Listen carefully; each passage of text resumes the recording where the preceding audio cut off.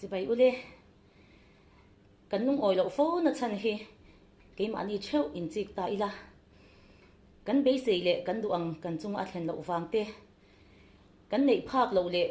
kan nei thei lo tur kan i tlat wang te le midang nu na kan ha chol lo wang te ani fo thin lung oi lo chuanin zan mut te alo hara zana kan mut that lo chuanin choi tui lawa kan choi mu mal lo chuanin in thiar te amu mal lo chho zela chuwang chuanin nun phung she om dewin kan om thina ni tui taka kan muta